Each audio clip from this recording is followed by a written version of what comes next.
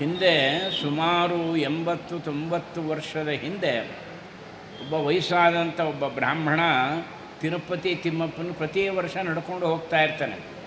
ಅವಾಗೆಲ್ಲ ವಾಹನಗಳ ವ್ಯವಸ್ಥೆ ಇರಲಿಲ್ಲ, ನೋಡ್ಕೊಂಡೇ ಹೋಗ್ತಾ ಇದ್ದಿದ್ದು. ತೀರ್ಥಯಾತ್ರೆ ಯಾವ ಥರ ಮಾಡಬೇಕೋ ಅದೇ ಥರನೇ ನಿಯಮಬದ್ಧವಾಗಿ ಮಾಡ್ತಾಯಿದ್ರು. ಅವನಿಗೊಂದು ಆಸೆ, ನಾನು ಪ್ರತಿ ವರ್ಷ ಹೋಗ್ತಿದ್ದೀನಿ, ಏನಾದರೂ ಮಾಡಿ ಆ ತಿಮ್ಮಪ್ಪನ ಪಾದ ಮುಟ್ಬಿಡ್ಬೇಕು ಅಂತ ಆಸೆ ಅವನಿಗೆ. ಒಂದ್ಸಲ ಆದರೂ ತಿಮ್ಮಪ್ಪನ ಪಾದಕಮಲ ಮುಟ್ಟಬೇಕು ಇಡೀ ಅದರೊಳಗಡೆ. ಒಂದ್ಸಲ ನೋಡ್ತಾನೆ, ಇನ್ನೇನು ದರ್ಶನ ಹತ್ತಿರ ಬಂದಿದ್ದಾನೆ, ಏನಾದರೂ ಆಗಲಿ ಅಂತ ಒಳಗೆ ಬಿಡ್ತಾನೆ ಪಾದ ಮುಟ್ಟಕ್ಕೆ. ಅವನು ಗೊತ್ತಿಲ್ಲ, ಒಳಗಡೆ ಅರ್ಚಕರಿರ್ತಾರೆ, ತಕ್ಷಣ ಹಿಡ್ಕೋತಾರೆ ಅವನ್ನ, ಆಚೆ ದಪ್ತಾರೆ, ಬೈತಾರೆ, ಏನಪ್ಪ ನಿನ್ನ ಬುದ್ಧಿ ಇಲ್ವಾ, ಗರ್ಭಗುಡಿ ಒಳಗಡೆ ಯಾರು ಬರ್ತಾರಾ ಅಂಥೇಳಿ ಚೆನ್ನಾಗಿ ಬೈದು ಕಳಿಸ್ಬಿಡ್ತಾರೆ ಅವನ್ನ. ಮುಂದಿನ ವರ್ಷ ಯೋಚನೆ ಮಾಡ್ತಾನೆ, ಈ ಸಲ ಈ ಥರ ಆಗಲಿಲ್ಲ. ಶ್ರೀನಿವಾಸ ದೇವರಲ್ಲಿ ಪ್ರಾರ್ಥನೆ ಮಾಡ್ಕೋತಾನೆ, ನಾನು ಇನ್ಮೇಲೆ ಒಂದು ಹೊತ್ತು ಊಟ ಮಾಡ್ತೀನಿ, ಒಂದು ವರ್ಷ ಒಂದೇ ಹೊತ್ತು ಊಟ ಮಾಡೋದು, ಏಕಭುಕ್ತರು ಅಂತಾರೆ ಅವರಿಗೆ. ಆ ಹಣ ಒಂದು ಸ್ವಲ್ಪ ನೀನು ಹುಂಡಿಗೆ ಹಾಕ್ತೀನಿ, ನೀನು ಪಾದ ಮುಟ್ಟಕ್ಕೆ ಅವಕಾಶ ಕೊಡು ಸಾಕು ನನ್ನ ಜೀವನದಲ್ಲಿ. ಎರಡನೇ ಸಲ ಇದೇ ಥರ ಬಂದು ಪ್ರದಕ್ಷಿಣೆ ಹಾಕ್ಕೊಂಡು ಬರ್ತಾನೆ. ಇನ್ನೇನು ದರ್ಶನಕ್ಕೆ ನಿಂತಿದ್ದಾನೆ, ಆ ಕಡೆ ಈ ಕಡೆ ನೋಡ್ತಾನೆ, ತಕ್ಷಣ ಒಳಗೆ ಹೋಗ್ಬಿಡ್ತಾನೆ. ಇನ್ನೇನು ಪಾದ ಮುಟ್ಟಬೇಕು ಅಷ್ಟರೊಳಗೆ ಇಬ್ಬರು ಅರ್ಚಕರು ಬಂದುಬಿಡ್ತಾರೆ.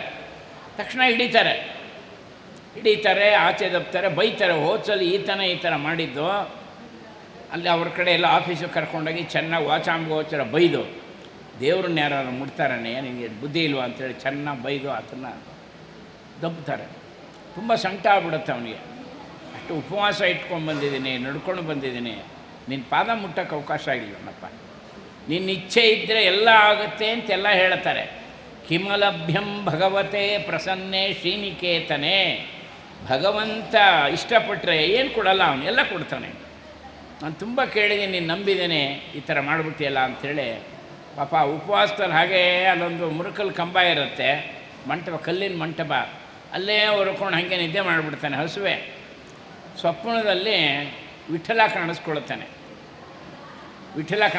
ಅಯ್ಯ ಮಹಾನ್ ಭಾವ, ಈ ಶ್ರೀನಿವಾಸನೇ ಅಲ್ಲಿರೋದು, ನೀನು ಯಾಕೆ ಇವ್ರ ಮುಂದೆ ಪಾದ ಮುಟ್ಟಬೇಕು ಅಂತಂತ್ಯ, ಅಲ್ಲಿಗೆ ಬಾ, ಎಷ್ಟು ಬೇಕಾದ್ರೆ ನಾನು ಪಾದ ಮುಟ್ಟು, ಎಷ್ಟೊತ್ತು ಬೇಕಾದ್ರೆ ನಿನ್ನ ಕೈಲಿ ನಾನು ಅವಕಾಶ ಕೊಡ್ತೀನಿ, ನಡೆ ಅಲ್ಲಿಗೆ ಅಂತ. ಶ್ರೀನಿವಾಸ ದೇವರು ಹೇಳ್ದಂಗೆ ಆಗುತ್ತೆ, ವಿಠಲನೂ ಹೇಳ್ದಂಗೆ ಆಗುತ್ತೆ. ಶ್ರೀನಿವಾಸ ಹೇಳ್ತಾನೆ, ನನ್ನ ಪಾದ ಮುಟ್ಟಕ್ಕೆ ಅಲ್ಲಿ ಅವಕಾಶ ಇದೆ, ಅಲ್ಲಿಗೆ ಬಾ, ಈ ಜನದ ಮುದ್ದೆ ಯಾಕೆ ಒದ್ದಾಡ್ತೀಯ. ಅವನಿಗೆ ಪಂಡ್ರಾಪುರ ಎಲ್ಲಿ ಅನ್ನೋದೇ ಗೊತ್ತಿಲ್ಲ ಪಾಪ ಅವನಿಗೆ. ಯಾರನ್ನೋ ಕೇಳ್ತಾನೆ, ಎಲ್ಲಿ ಅಯ್ಯೋ ಅದಿರೋದು ಮಹಾರಾಷ್ಟ್ರದಲ್ಲಪ್ಪ, ಬಿಡೋದಿಲ್ಲ, ನಡ್ಕೊಂಡು ಹೊರಟೋಗ್ತಾನೆ ಅಲ್ಲಿಗೇ. ನೋಡ್ತಾನೆ ಆ ವಿಠಲನ್ನ, ಬಿಡೋ ಅಂತ ಹೇಳ್ತಾನೆ. ಆ ಪಾದ ಮುಟ್ಟಿ ಎಷ್ಟು ಮುಟ್ಟಿದ್ರೂ ಸಾಲದು, ಎಷ್ಟು ಹತ್ತಿರೂ ಸಾಲದು, ಕಣ್ಣೀರನ್ನ ಅಭಿಷೇಕ ಮಾಡಿಬಿಡ್ತಾನೆ ವಿಠಲನ ಪಾದಕ್ಕೆ.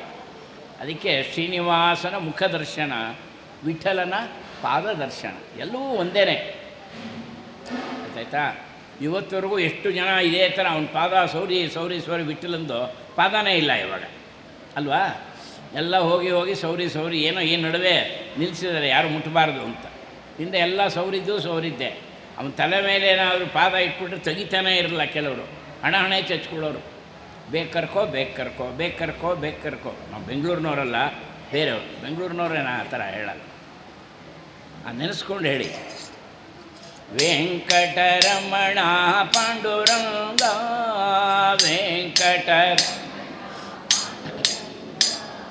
ಶ್ರೀರಂಗನಾಥ ಪಾಂಡುರಂಗ ಪಂಡರಾಪುರದೋಳು ಪಾಂಡುರಂಗ, ಉಡುಪಿಯ ಕೃಷ್ಣ ಪಾಂಡುರಂಗ, ಬದರಿನಾಥ ಪಾಂಡುರಂಗ,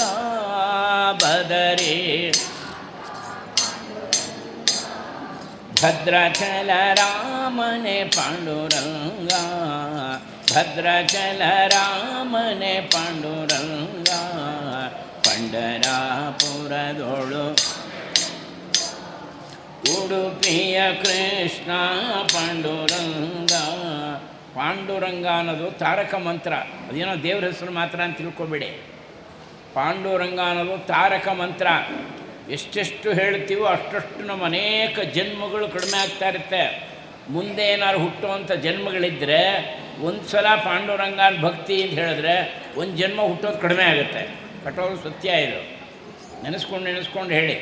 ಅರ್ಧ ಹೇಳಬೇಡಿ. ಇಲ್ಲಲ್ಲದೆ ಇನ್ನೆಲ್ಲ ಹೇಳ್ತೀವಿ, ಮನೇಲಿ ಹೋಗಿ ಹೇಳ್ತೀರಾ? ಸಾಧ್ಯ ಇಲ್ಲ. ಏನೋ ಭಗವಂತ ಇದೊಂದು ಒಳ್ಳೆಯ ಅವಕಾಶ ಕೊಟ್ಟಿದ್ದಾನೆ, ಸ್ವಲ್ಪ ಗಟ್ಟಿಯಾಗಿ ಹೇಳಿ. ಹೃದಯ ಕಮ್ಮದಲ್ಲ ಸ್ವಾಮಿನ ಸ್ಮರಣೆ ಮಾಡ್ಕೊಂಡು ಹೇಳಿ. ಮಥುರಾನಾಥ ಪಾಂಡುರಂಗ ಮಥುರಾ ಮೇಲುಕೋಟೆ ಚೆಲುವ ಪಾಂಡುರಂಗ, ಮೇಲುಕೋಟೆ ಚೆಲುವ ಪಾಂಡುರಂಗ, ಪಂಡರಾಪುರದೋಳು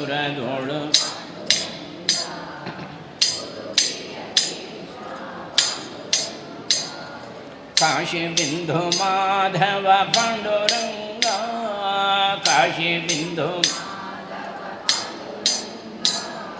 ಕಾಗಿನೆಲೆ ಕೇಶವ ಪಾಂಡುರಂಗ, ಕಾಗಿನೆಲೆ ಕೇಶವ ಪಾಂಡುರಂಗ, ಪಂಡರಾಪುರದೋಳು ಪಾಂಡುರಂಗ, ಉಡುಪಿಯ ಕೃಷ್ಣ ಪಾಂಡುರಂಗ.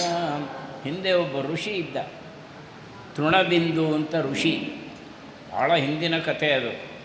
ಆತ ಕಾಶಿಯಲ್ಲಿ ಒಂದು ದರ್ಬೆಯಿಂದ ಗಂಗೆಗೆ ಅದ್ದೋದು, ಗಂಗೆಗೆ ಆ ಒಂದು ತೊಟ್ಟು ಬರುತ್ತಲ್ಲ ಅದನ್ನು ನಾಲಿಗೆ ಮೇಲೆ ಹಾಕ್ಕೊಳ್ಳೋದು. ಇಷ್ಟೇ ಒಂದು ಆಹಾರ, ಪ್ರಾಣ ಉಳಿಸ್ಕೊಳ್ಳೋಕ್ಕೋಸ್ಕರ ಒಂದೇ ಒಂದು ತೊಟ್ಟು ಗಂಗೆಯನ್ನು ನಾಲಿಗೆ ಮೇಲೆ ಹಾಕೋತಾ ಇದ್ದಿದ್ದು.